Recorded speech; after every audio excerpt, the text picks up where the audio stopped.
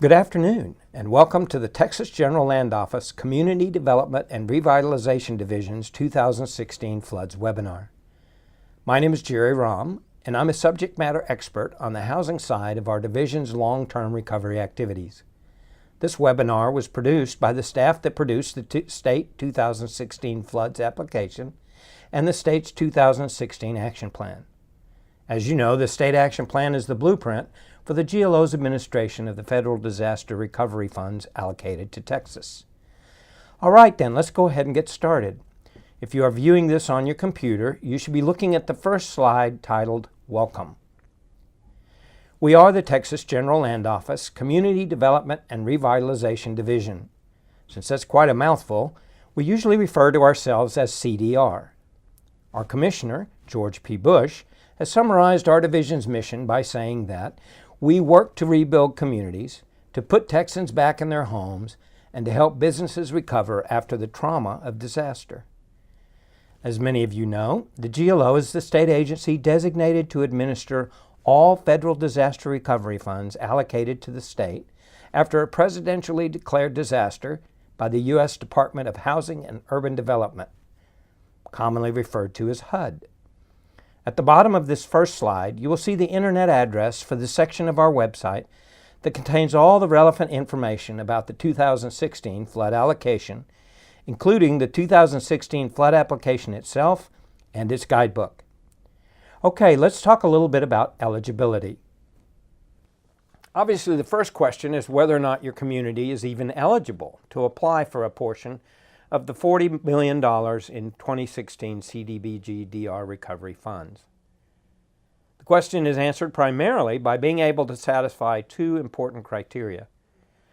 The first one is that you, those of you listening, represent a county, a city, or a housing authority which is located in one of the 66 disaster-impacted counties designated under the Disaster Declaration DR 4266, 4269, and 4272. This slide shows a list of 66 Texas counties that received one or more presidential disaster declarations in 2016 as a result of the flooding events. If you represent Brazoria, Fort Bend, Harris, Montgomery, and Newton counties, you probably notice that your county is not on that list. That's because your counties were declared by HUD to be most impacted. That means they are counties that HUD determined were so severely impacted by one or more of the flooding events that they gave them a direct award. A most impacted designation means that each of these counties was awarded a guaranteed allocation of recovery funds, and therefore they don't have to apply for funding for proposed projects. They've already been awarded. The second criterion for satisfying your eligibility is that you have documented proof of the disaster's impact. I will give you some examples of documentation a little later in this webinar, but keep in mind also that some counties received multiple disaster declarations. For example, Parker County received presidential disaster declarations for all three 2016 flooding events. This is important to know when you're filling out your application. Let's talk a little bit about the application. The GLO will be awarding $40+ million in funds to 2016 disaster-eligible applicants. The state will allocate a minimum of 60% of these funds to eligible housing projects. That's because HUD determined that the most severe needs pertain to housing, and they want to ensure that those needs are met first. Infrastructure needs are also important, and they will be considered as the housing needs are met. The entities I mentioned in the 5 HUD-designated most impacted counties, Brazoria, Fort Bend, Harris, Montgomery, and Newton counties, are not eligible to apply for additional state housing and infrastructure CDBG-DR funds. Again, that's because those 5 counties have already been awarded those funds. Applicants may submit a maximum of 2 applications, but please note that each application may contain only one project. Again, 2 applications per community, 1 project per application. All projects, whether they're housing or infrastructure, must demonstrate how they help with the restoration of housing and long-term recovery in their community. Completed applications are to be submitted electronically to cdr@glo.texas.gov. That's on your screen as well. It will also be posted at the end of our slide presentation. All submitted applications will be reviewed for completeness and eligibility. The application due date is September 27th, 2018 at 5 p.m. And you might note that this is a Thursday. Also note that 5 p.m. means 5 p.m. So all applications that are submitted, they have to be submitted electronically. No physical application or materials will be accepted. But all applications must be time-stamped as sent by 5 p.m. on September 27th. Now, all email programs automatically timestamp correspondence when it's sent or received, so this is not an extra step that you have to take when composing your application email. It will happen automatically once you send it in. The GLO advises that you apply as soon as possible and don't wait until the last minute. Again, 5 p.m. is the cutoff time, no exceptions. We'll look at your application, and if we see any deficiencies, we will contact you to address those. So if there's a problem, we'll let you know. Finally, the applications will be scored and awards will be made based on that scoring. No applicant will be awarded a second application until all eligible applications have been awarded at least once. Now what that means is, as we go through and make awards, if your community gets an award, all the other applications will have to be processed before you would be given a second award. And that will depend on how many applications and how much money is designated once we go through the first round. We need to talk about procurement, which is a very important subject.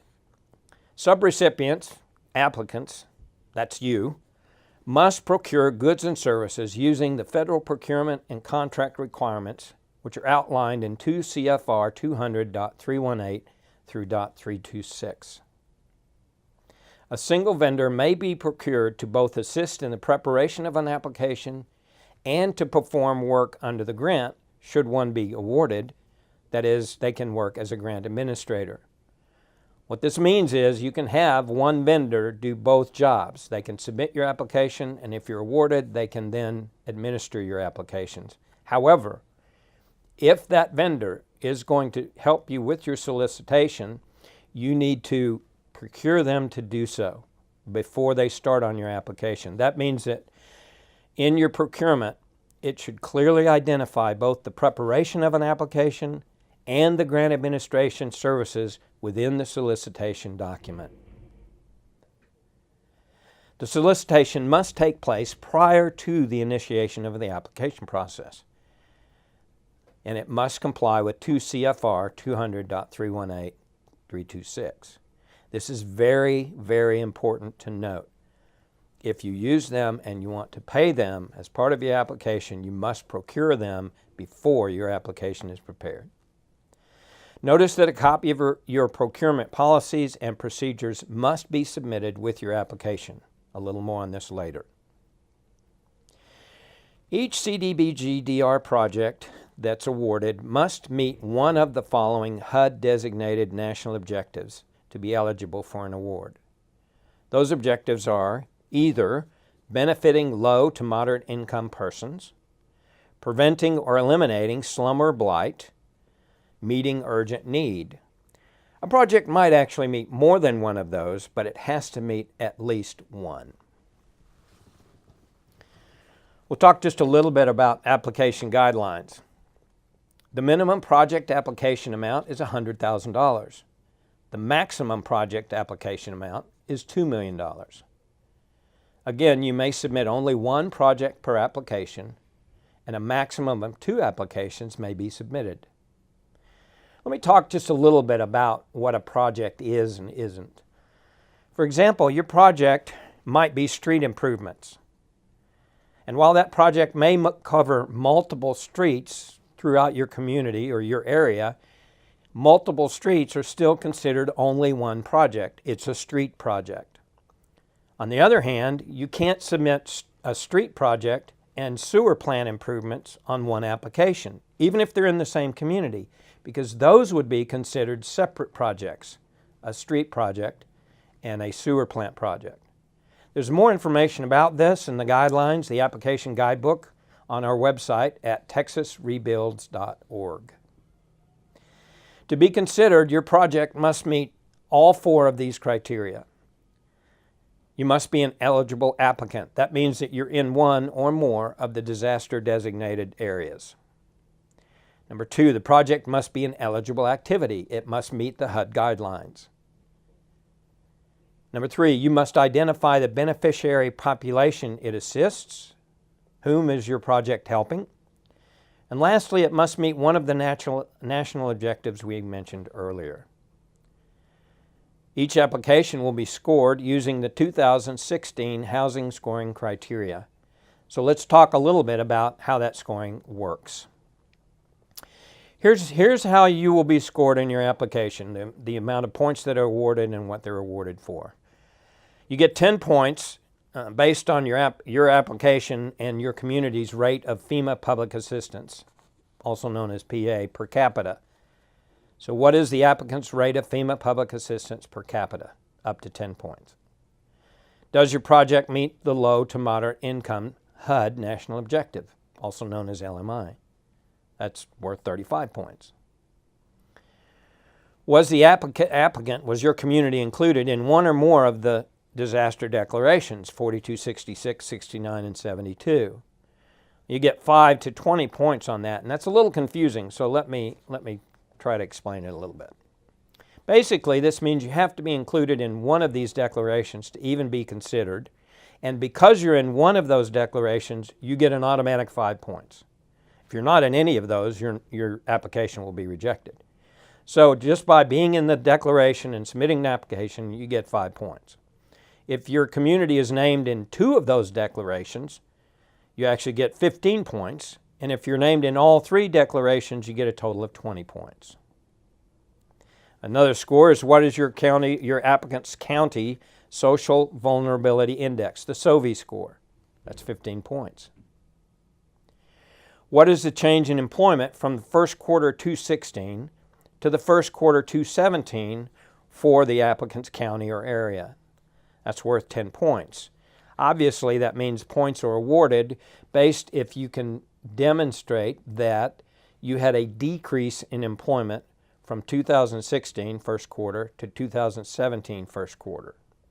If it stayed the same or increased, you would not be awarded points.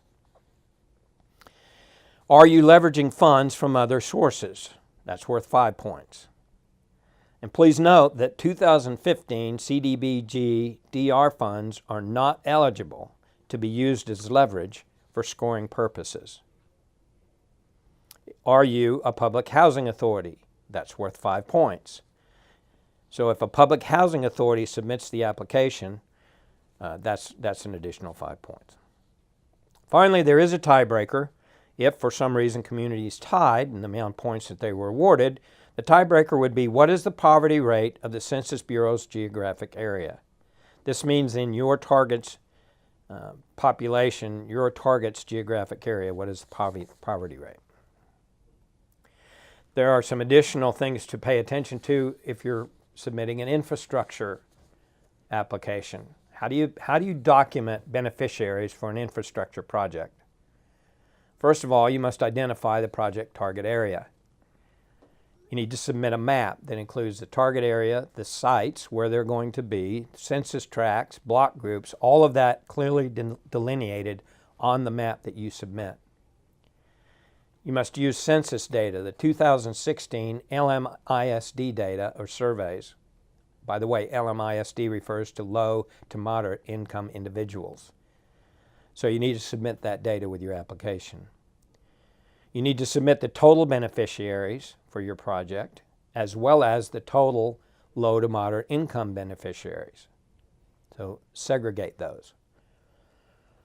Include race, ethnicity, and gender in your target area. And finally, include a list of the census tracts and the block groups. What kinds of things do you submit with your application? Well, obviously, you need to submit a completed and signed, don't forget to sign it, application. Local procurement policies and procedures. This is mandatory, so you must submit with your application your policies and procedures for procurement. Submit a signed application for federal assistance, also known as the SF 424. If applicable, submit your single audit report. You need to submit a list of key staff and their qualifications that are involved in the application process, as well as the potential contract and project moving forward. Include your annual financial statements. Include any supporting documentation, particularly, and I mentioned this earlier, particularly documentation that would help verify damage. So you would include beneficiary documentation. How did you get the numbers that you reported for your beneficiaries? You'd include project locations, descriptions, and maps. Where was the damage? Where was the project located? Damage documentation. This would be things like photos, damage reports, news articles. We don't need generic flood photos. We have plenty of those. What we need are photos that clearly identify your specific locale and community. So photos with addresses, photos with geotags, photos that are clearly identified with landmarks, intersections, and so on, and are dated. You need to submit your citizen participation documentation. Now, this is a little change from 2015. If you applied for 2015, this wasn't required. However, it is required for the 2016 application. You must get citizen participation involvement before you submit your application. Your financial interest report needs to be submitted. Environmental review for an activity or a project that is exempt or categorically excluded and not subject to Section 58.5. And finally, you want to submit all related resolutions or official actions. These would be things like a resolution giving someone the authority to submit the application. Could include the designation of a local signatory, or the agreement that clarifies the use of local funds. Basically, any official action that has to be taken in conjunction with your application, submit documentation for that action. This is the end of our webinar. This webinar and slide deck will be available on our website, www.texasrebuilds.org, in a few days. In addition, a list of FAQs will also be available.